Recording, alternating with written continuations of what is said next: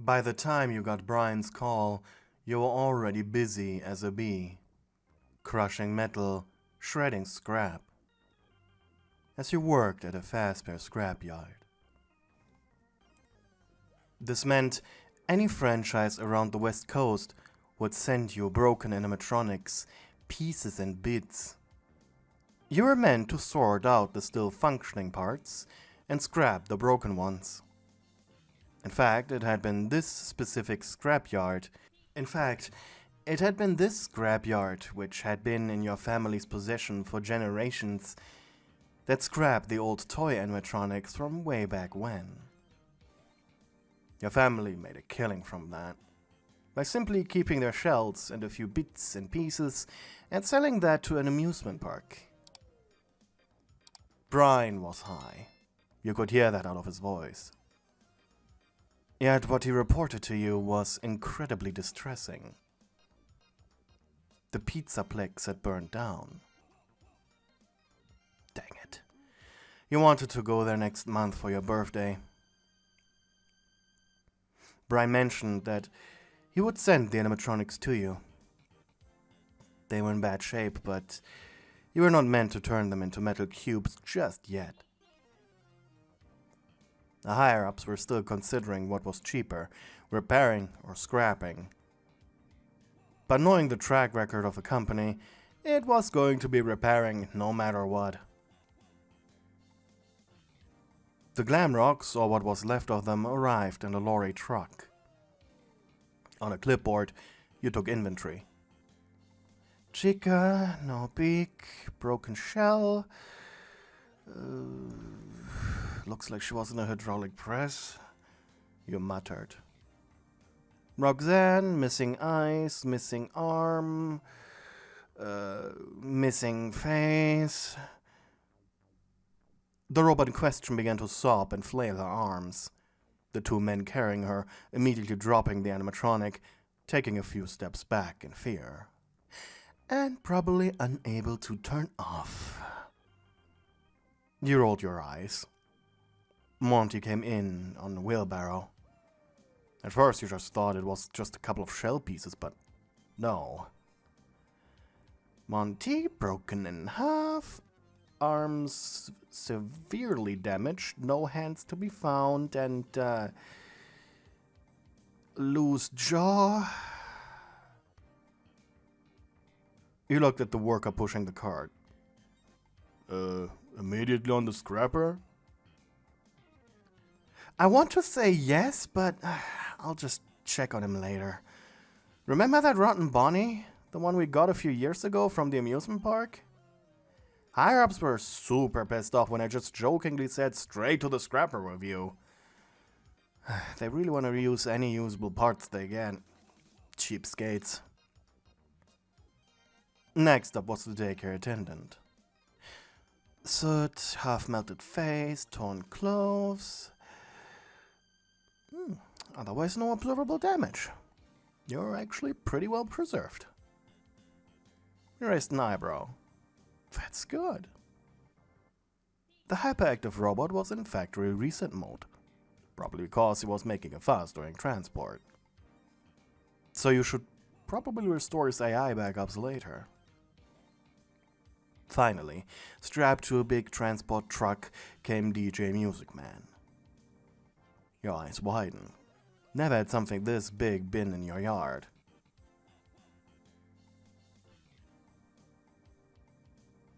Your orders arrived as you were personally inspecting the animatronics. The seemingly dead and melted daycare attendant was lying on your work table. And with a sigh, you removed yourself from your important work and marched into your office where your phone was ringing. On its other end, a Fazbear higher-up named Thomas, whom you had interacted with countless times before by now. The man was a tyrant, expecting perfect work at all times, while himself not lifting a finger or delivering sloppy work himself. Like your paychecks, from Fazbear being late, thanks to him. The prick told you using the most pretentious wording possible to what essentially boiled down to, yeah, we want them repaired with as much free scrap as possible. There's too much customer data on their hard drives to lose. We are rebuilding, yada yada yada. You just rolled your eyes. Of course. You had expected this outcome. It was Fazbear after all. Humming, you now dialed the number of the engineer responsible for your scrapyard.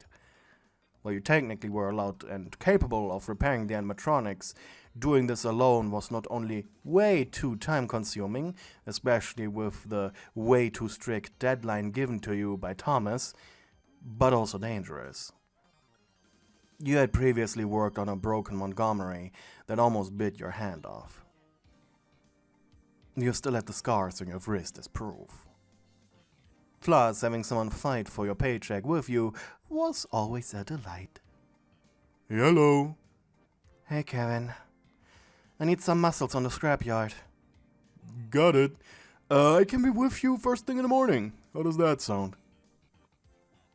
Honestly, we're kinda hoping that the on-duty engineer could come tonight, but the guy already had a lot on his plate. You agreed. And sighing, you hung up. Oh well. Probably should get back to the grindstone.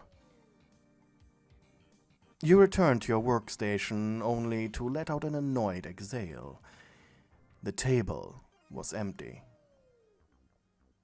And sure, that probably would horrify anybody else, but you?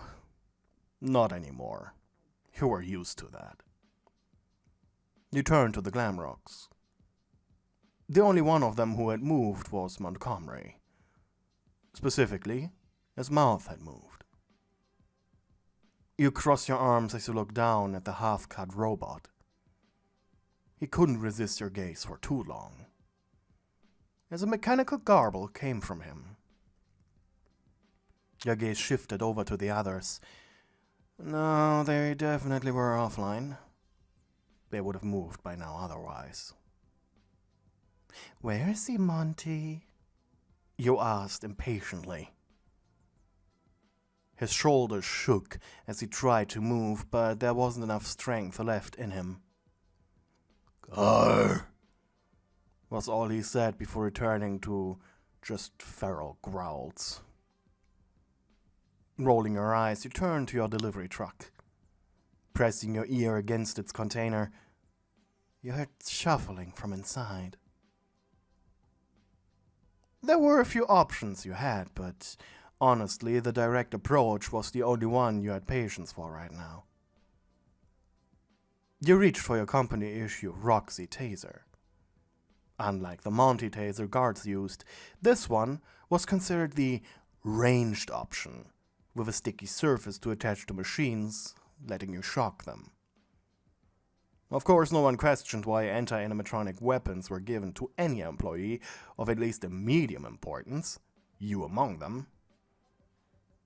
You quickly jumped behind the truck, pointing your taser at the darkness within. Okay, buddy, get out here. Nice and easy. From behind the truck, suddenly, two red glowing eyes flickered up.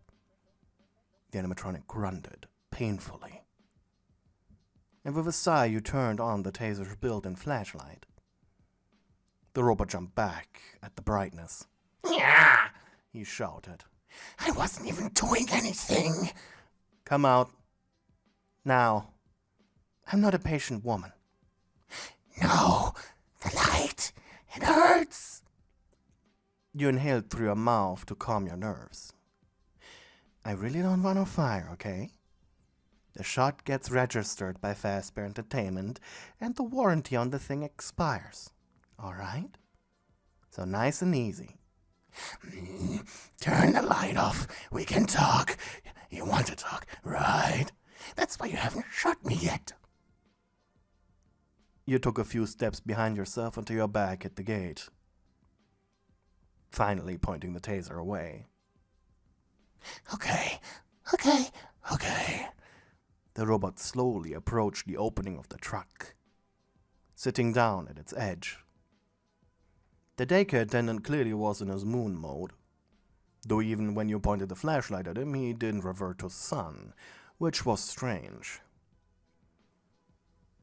I have questions, and you have them too, right?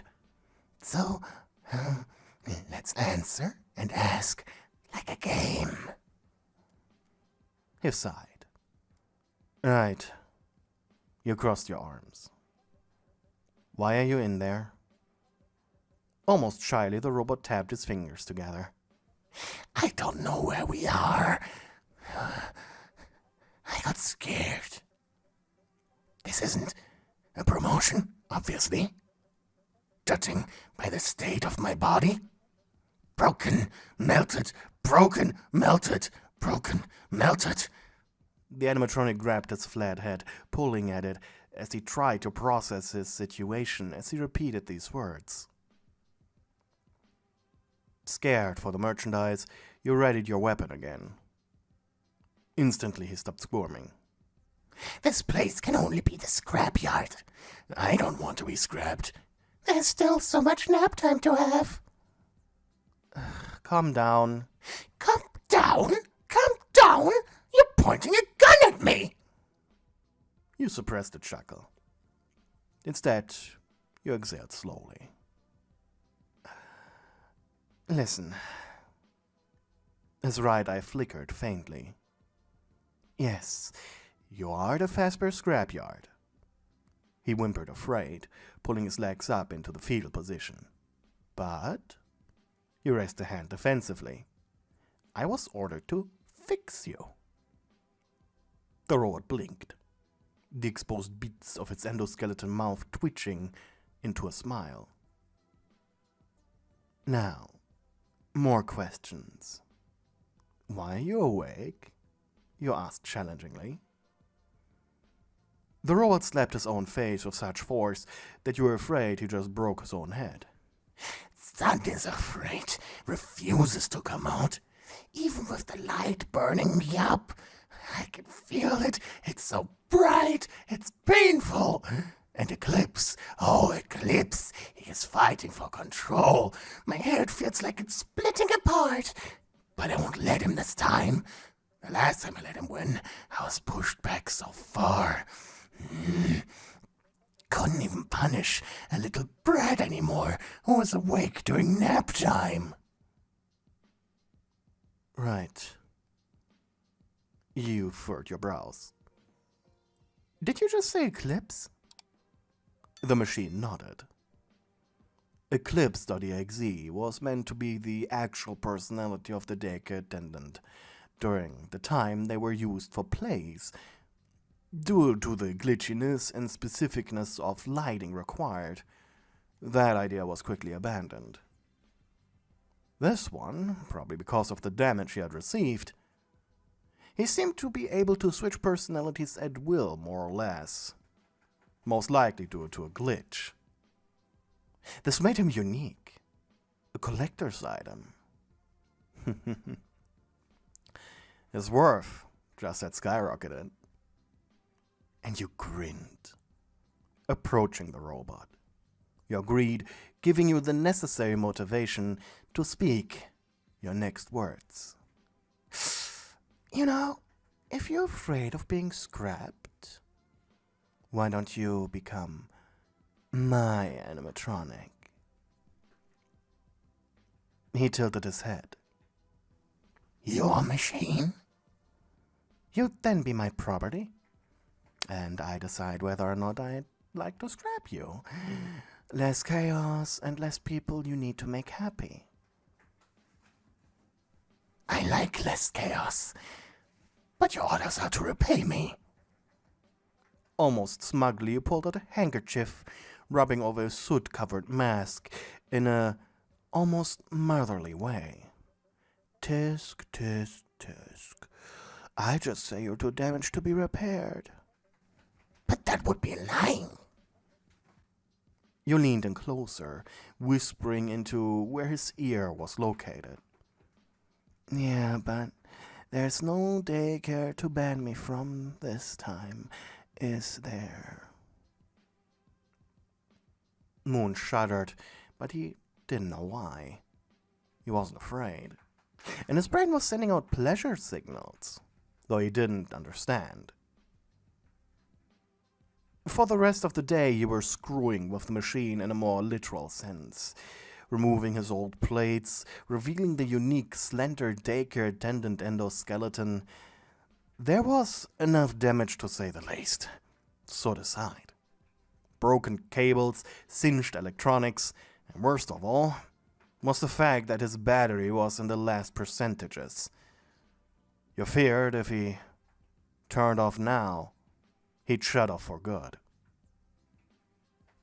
You decided to risk it, for the valuable merchandise. You put a charging cable into him, choosing to do the electronics last.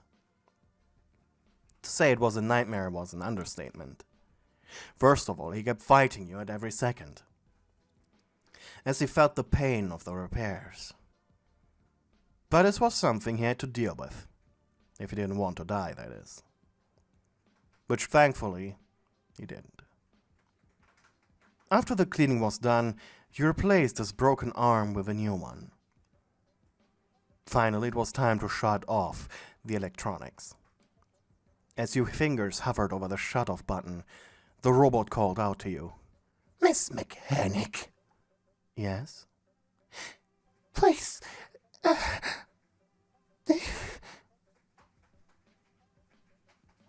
Can I look at you? You rolled your eyes, stepping next to him. He held up his naked metal hand, and you gently took it in yours. I'd like you to be the last thing I see, should I not turn back on again. Thank you. Click.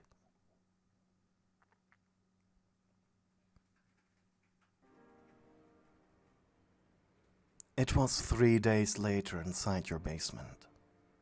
You were blasting music over your smartphone as you were installing a new battery into your little pet project.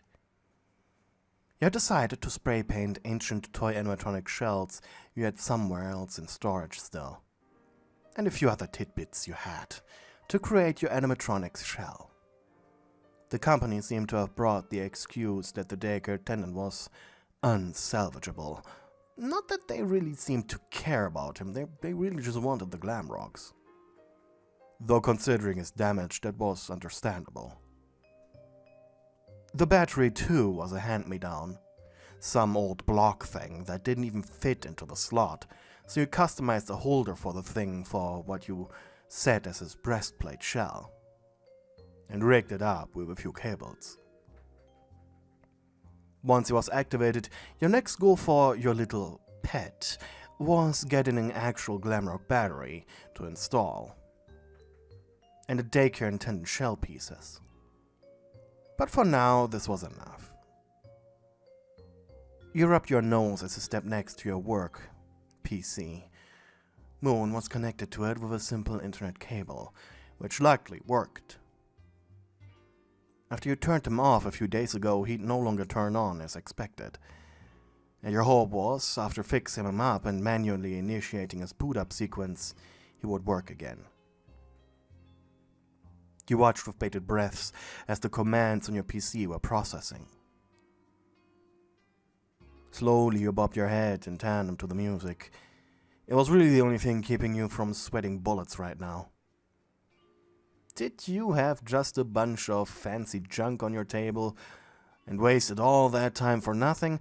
Or did you have the only functioning daycare attendant who had access to his Eclipse personality? Ugh, was the first noise the robot made as his eyes lit up. No way, you thought. It actually worked. Hey, you said loud enough for the robot to hear as you turned the music off. You grabbed your flashlight, walking over to him. You look alive, at least. The robot blinked and his endoskeleton smiled.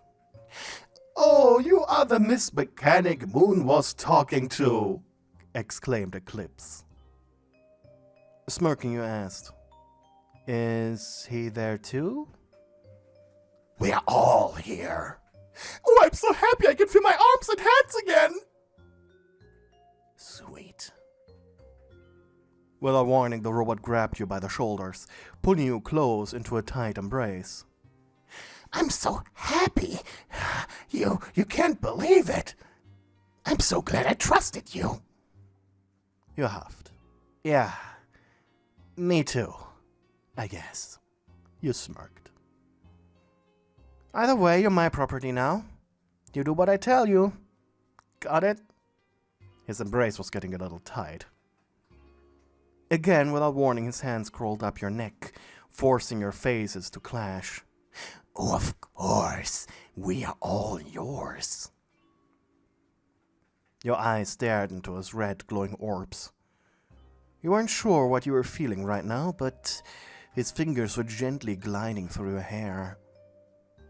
Your shocked expression was replaced with a seductive grin as you sat down on his lap. Well, I think I know exactly what I'd like to try with you first, you said, grinning, your lips gently brushing over Moon's cheek. Ooh, tell me, asked Moon, only to be immediately replaced by Eclipse saying, I understand. Miss Mechanic, are you certain this is age-appropriate?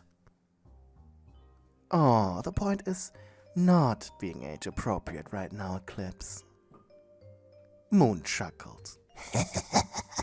Breaking the rules is not something I like doing. But I guess at this point there are no rules anymore, are there? You leaned into the robot, rubbing your face against his cool plastic cheek. No, only my rules now. And you do what I say. Got it? Ooh, like a puppy? Asked Sun loudly, making you almost jolt back in surprise. Yes. I like it when my pets do as I say. You push yourself a little away, unzipping your cover. You pushed yourself a little away, slowly unzipping your coverall, revealing that you weren't wearing anything under it. And now, I order you to make me feel good. Thank you to the people who are supporting me on Ko-fi. You guys are keeping me alive.